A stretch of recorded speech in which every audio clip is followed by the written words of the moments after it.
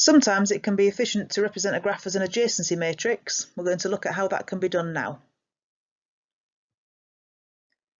Graphs can be represented in table form using an adjacency matrix.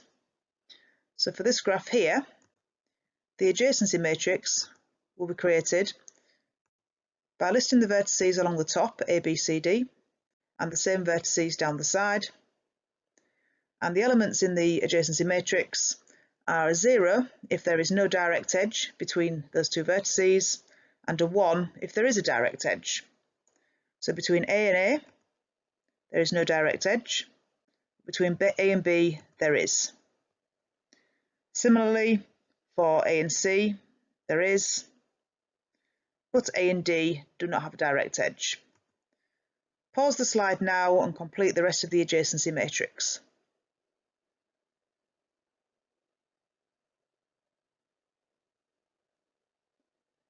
So the rest of the adjacency matrix can be filled out as follows.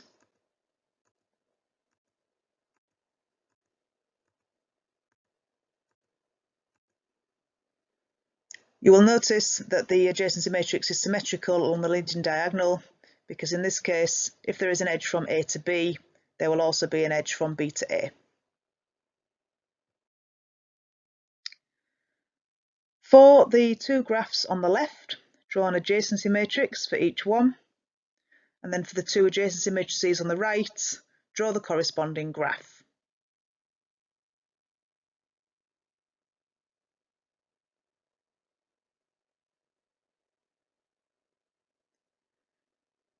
So for the top left, the adjacency matrix corresponding to the graph is as follows.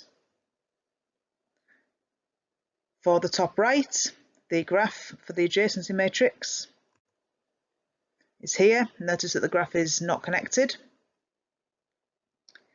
Now for the bottom left, the adjacency matrix is shown here.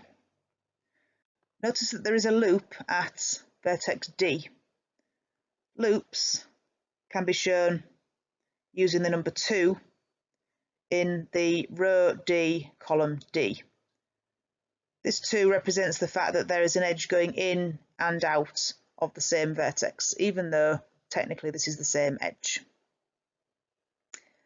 Finally, for the bottom right, the graph corresponding to this adjacency matrix is here. Notice that there are some elements that are 2's. For example, from A to C, 2. That represents 2 edges between A and C. So in this case, the graph has multiple edges.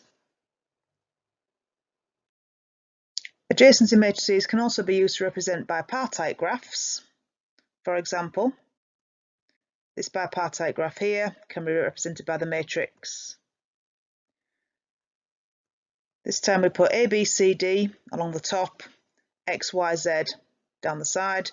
So the matrix is not symmetrical as it was in the case with a regular graph. If there is an edge between the two vertices, then we put a 1. If there is no edge, such as with BX, we put a 0. So pause the slide now and complete the adjacency matrix for this graph.